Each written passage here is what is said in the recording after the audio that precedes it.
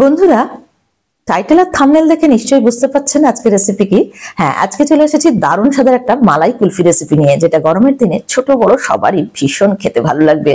আর এই কুলফিটা যদি বাড়িতে খুব সহজে কোনো রকম আগুন জ্বালানো ছাড়াই দোকানের মতো স্বাদের বানিয়ে ফেলা যায়, তাহলে তো কোনো কথাই থাকে না। তো চলুন দেখে নেওয়া যাক আজকের এই রেসিপি। বাই দ্য ওয়ে, আমি নাফিসা আর আপনারা দেখছেন flavour and fest by Nafisa. চ্যানেলের নতুন বন্ধু হলে রিকোয়েস্ট করবো চ্যানেলটাকে সাবস্ক্রাইব করে পাশে থাকা নোটিফিকেশন বেলটাতে ক্লিক করে দেবেন, যাতে পরবর্তী ভিডিওর আপডেটগুলো পেয়ে যেতে পারেন। আর যারা ফেসবুক পেজ থেকে দেখছেন তাদেরকে অনুরোধ করবো পেজটাকে প্লিজ ফলো করে দেবেন। তো চলুন শুরু করা যাক আজকের রেসিপি। তো প্রথমে একটা মিক্সিং জার নিয়ে নিয়েছি, এবার নিয়ে নিয়েছি 4 পিস স্লাইস ব্রেড। তো আমরা আজকে কুলফিটা ব্রেড দিয়েই বানাবো, স্লাইস ব্রেড দিয়ে কুলফিটা বানাবো। ব্রেডগুলোকে ছোট ছোট টুকরো করে মিক্সিং জারের মধ্যে নিয়ে নিচ্ছি। তো এইভাবে সব স্লাইসগুলোকে নিয়ে নিলাম। এর সঙ্গে অ্যাড করে দিচ্ছি 1/2 কাপ পরিমাণ ফ্রেশ ক্রিম, তবে এর পরিবর্তে আপনারা দুধের উপরের যে মালাইটা সেটাও ব্যবহার করতে পারবেন। দিয়ে দিচ্ছি 1/2 কাপ পরিমাণ কনডেন্স মিল্ক। কনডেন্স মিল্কের পরিবর্তে চিনিও ইউজ করতে পারবেন, তবে কনডেন্স মিল্ক ব্যবহার করলে স্বাদটা খুব ভালো হয়। দিয়ে দিচ্ছি 8টা করে আমন্ড আর কাজু। এবার দিয়ে দিচ্ছি 1 টিস্পুন এলাচ পাউডার। এখন অ্যাড করে দিচ্ছি 1 কাপ পরিমাণ অর্থাৎ 250 ml দুধ। দুধটাকে আগে থেকে ফুটিয়ে ঠান্ডা করে রেখেছিলাম। এবার এই সব কিছুকে ব্লেন্ড করে একটা স্মুথ মিক্সচার আমরা বানিয়ে নেব। দেখুন আমাদের ব্লেন্ড করা হয়ে গেছে, মিক্সচারটা রেডি হয়ে গেছে। এবার আমরা কতগুলো কুলফি মোল্ড নিয়ে নিয়েছি, তবে আপনারা চাইলে অন্য যে কোনো পাত্রে সেট হতে দিতে পারেন, আইসক্রিম মোল্ডেও দিতে পারেন। আর এখানে কিছু পেস্তা আমরা গ্রাইন্ড করে রেখেছি। এবার কুলফি মোল্ডের মধ্যে অল্প অল্প করে প্রথমে এই পেস্তা গুঁড়ো একটু দিয়ে দিচ্ছি। এতে কুলফিটা ডিমোল্ড করে খাওয়ার সময় পেস্তাটা মুখে পড়বে, খেতে বেশ ভালো লাগবে।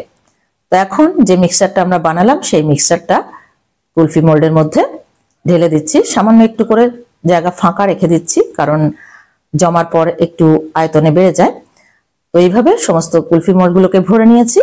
এখন কভারটা লাগিয়ে নিচ্ছি। আপনারা চাইলে উপরে অ্যালুমিনিয়াম ফয়েল দিয়ে সামান্য একটু ছিদ্র করে একটা কাঠিও ঢুকিয়ে দিতে পারেন, সেভাবেও জমাতে পারেন, তবে আমরা কভার করেই জমাবো। তো এবার সবগুলো কভার করা হয়ে গেছে, ঢাকনা লাগানো হয়ে গেছে। এবার এটাকে ফ্রিজে 7 থেকে 8 ঘন্টা বা ওভারনাইট রেখে দিতে হবে। আমরা ওভারনাইট রেখেছিলাম, পরের দিন বের করলাম। বের করে এবার ডিমোল্ড করে নিচ্ছি। দেখুন এইভাবে 2 হাতের তালুর মাঝখানে রেখে একটু ঘষা দিলেই কিন্তু গরম হয়ে যাবে, গরম হয়ে একটু লুজ হয়ে যাবে। আর যদি সেইভাবে না করতে চান, তাহলে একটা পাত্রে কিছুটা পরিমাণ জল নিয়ে তার মধ্যে কয়েক সেকেন্ড এটাকে ডুবিয়ে রাখতে হবে। রুম টেম্পারেচারের জল নিয়ে কয়েক সেকেন্ড ডুবিয়ে রাখলেই এটা সাইডটা লুজ হয়ে যাবে। এবার একটা কাঠি এইভাবে ফুটিয়ে, যাতে ডিমোল্ড করতে সুবিধা হয় সেই জন্য টান দিলেই কিন্তু বেরিয়ে আসছে। দেখুন আমাদের দারুণ স্বাদের কুলফি একদম রেডি হয়ে গেছে। তো এইভাবে কাঠি ঢুকিয়ে আপনারা ডিমোল্ড করতে পারেন, বা শুধুমাত্র কাঠি না ঢুকিয়েও এইভাবে ডিমোল্ড করতে পারেন। এবার উপর থেকে একটু পেস্তা কুচি দিয়ে গার্নিশ করে দিচ্ছি, তবে এটা অপশনাল, দেখতে ভালো লাগবে বলে দিচ্ছি।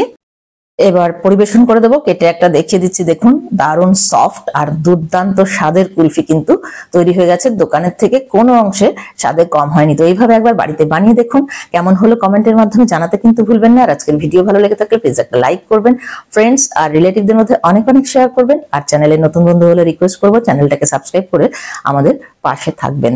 Thank you so much for watching. By.